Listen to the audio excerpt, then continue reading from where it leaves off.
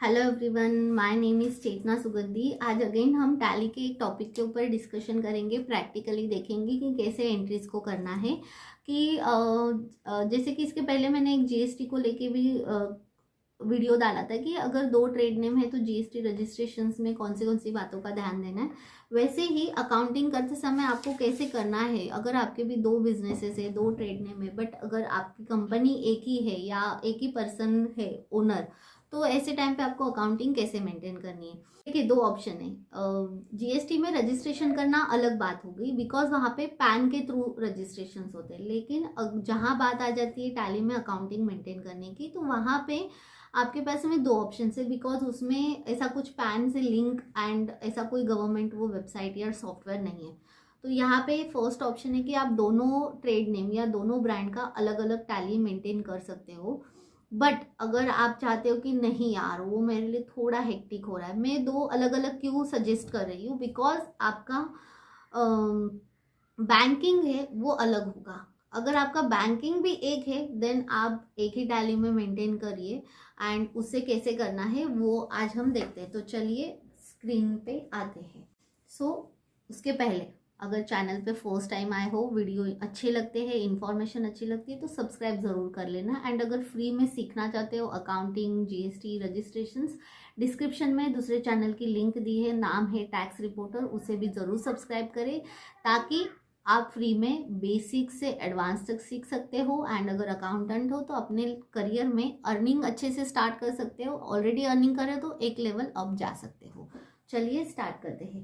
जैसे कि आप टैली डेटा मैंने पहले ही ओपन कर लिया है, डमी टैली डेटा है। अब देखिए, मान के चलिए इस कंपनी में दो ब्रांड है, एक है एबीसी कंपनी, एक है सीएमएस कंपनी। तो दोनों के आप सेल्स के अलग अलग लेजर क्रिएट कर सकते हो, एंड उसके अकॉर्डिंगली आप सेल्स जो है वो मैनेज कर सकते हो। मान के चलिए आपका कोई बिल है एबीसी कंपनी का, तो आपने उसका जो सेल्स है वो इसमें डाल दिया। सेल्स की जो एंट्रीज होती है वैसे ही आपको करना है। ये एज अ इनवॉइस फॉर्मेट है। हाँ, ये एज इनवॉइस है ना। यस,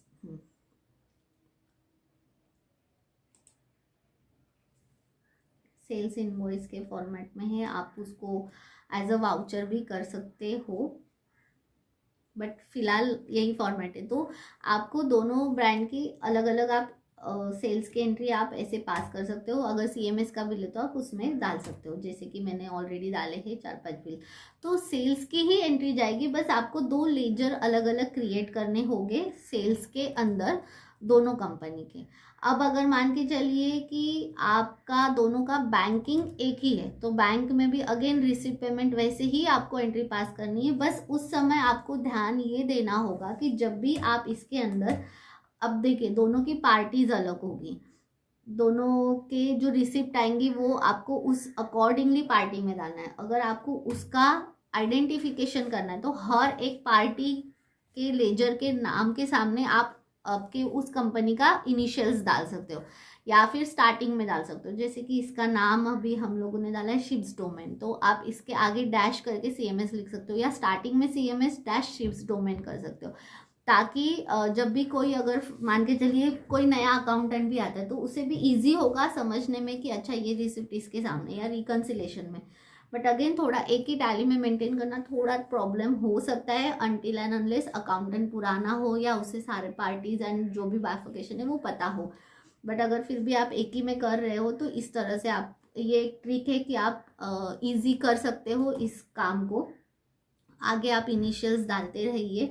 अभी मोस्टली तो नाम याद हो जाते हैं, बट अगर कोई फ्रेश आ रहा है, कोई नया अकाउंटेंट ज्वाइन कर रहा है, तो उसे तकलीफ ना हो इसके लिए आप ये एक चीज़ का ध्यान दे सकते हो कि आप अलग अलग सेल्स की तो आप सॉर्ट कर लोगे, लेकिन जब बात आती है बैंक एंट्रीज की तब प्रॉब्लम होती है कि कौन सी रिसिप्ट किसके लिए आई है।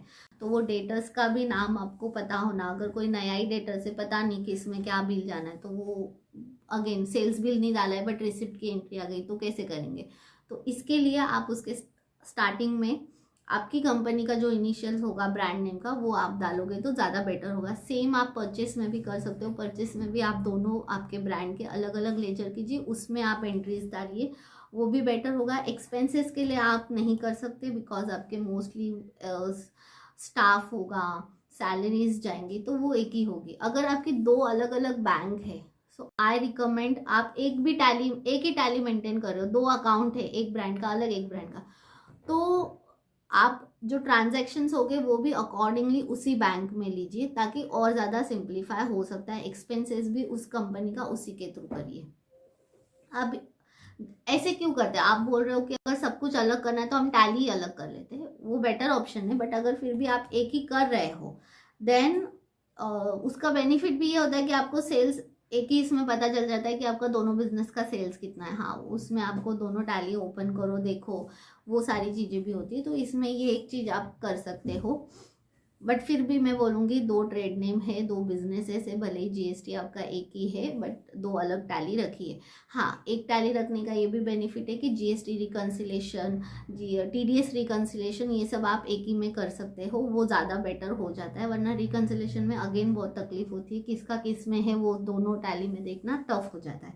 तो उस पॉइंट ऑफ व्यू एक टैली बेटर ऑप्शन है, बट रेगुलर वर्क के हिसाब से दो टैली भी बेटर है। अगेन दोनों में प्लस माइनसेस है, लेकिन फिर भी आप कर सकते हो इस तरह से कि आप दोनों कंपनी के अलग सेल्स एंड परचेस के अलग लेजर्स क्रिएट कीजिए, एंड उसी के अकॉर्डिंगली आप उसमें डालिए। एंड जो भी आपके डेटर्स एंड क्रेडिटर्स होंगे उसके आगे आप इनिशियल्स रखिए आपके ब्रांड नेम का, ताकि आपको ज़्यादा बेटर होगा। अब इसी के साथ साथ ना ये भी क्वेश्चन आता है कि कोई ऑनलाइन बिजनेस कर रहा है एंड उनके ना अलग अलग स्टेट से उन्हें ऑर्डर्स आती है, तो उसमें वो कैसे कर सकते हैं। बिकॉज अगर मान के चलिए महाराष्ट्र में रजिस्टर्ड है, तो महाराष्ट्र के सेल्स में तो वो सीजीएसटी एसजीएसटी लगाएंगे। बट अगर वो महाराष्ट्र के बाहर का है, गुजरात, दिल्ली, उत्तराखंड, यूपी, बिहार, तमिलनाडु, केरल, ऐसे सब स्टेट्स का है, तो वहाँ पे तो आईजीएसटी होगा। तो ऐसे केस में क्या करना चाहिए, हमारे काफ़ी सारे जो ऑनलाइन बिजनेस करते हैं ऐसे क्लाइंट्स हैं, उनका भी ये क्वेरी, तो उसमें हम कैसे टैली मेंटेन करते हैं। हम उस समय सजेस्ट करते हैं स्टेट वाइज आप मेंटेन कीजिए, ताकि हर एक स्टेट का, बिकॉज क्लाइंट को रिपोर्ट्स भी लगती है कि मुझे देखना है कि मेरे इस स्टेट का कितना बिजनेस है, जो भी है, तो हमें उस समय स्टेट वाइज अगर हम देते तो वो भी ज़्यादा बेटर होता है। तो हमें स्टेट वाइज हम उसका जो सेल्स है वो उस हिसाब से करते हैं। बट यस, उस समय हमें दिक्कत कहाँ आती है, अगर हम स्टेट वाइज कर रहे हैं एंड अगर डेटर्स का पेमेंट आ रहा है, मोस्टली जो ऑनलाइन बिजनेसेस होते हैं उस केस में क्या होता है कि B2C के ट्रांजैक्शंस ज़्यादा होते हैं, तो उस समय हमें रिसिप्ट की एंट्री करते समय बहुत ध्यान देना होता है, स्पेशली बैंक की, बिकॉज हमने सेल्स तो स्टेट वाइज कर दिया। बट अब बैंक में अगर उसका पेमेंट रिफ्लेक्ट हो रहा है एंड अगर वो पेमेंट गेटवे के थ्रू आया है, तो उस समय हमें बहुत ज़्यादा ध्यान देना होता है रिकन्सिलेशन के लिए।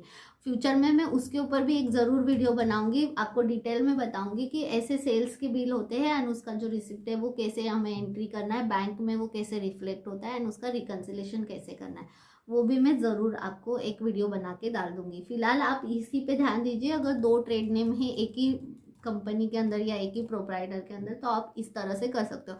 अगर आप जीएसटी में रजिस्टर्ड नहीं हो एंड अगर दो ट्रेड नेम है, तो आई सजेस्ट आप एक ही टैली मेंटेन कीजिए, आपका काम बन जाएगा। सो आई होप आपको ये वीडियो समझ में आया होगा। फिर भी अगर कुछ क्वेरीज है तो आप हमें कमेंट करके बताएं, मैं ज़रूर उसका सॉल्यूशंस देने की पूरी कोशिश करूँगी। एंड इसी के साथ साथ फ्री में अगर आप अकाउंटिंग सीखना चाहते हो एडवांस लेवल पे, तो हमारे दूसरे चैनल को भी ज़रूर सब्सक्राइब कर लेना। प्रैक्टिस करते रहिए, खुश रहिए, हंसते रहिए। नमस्ते।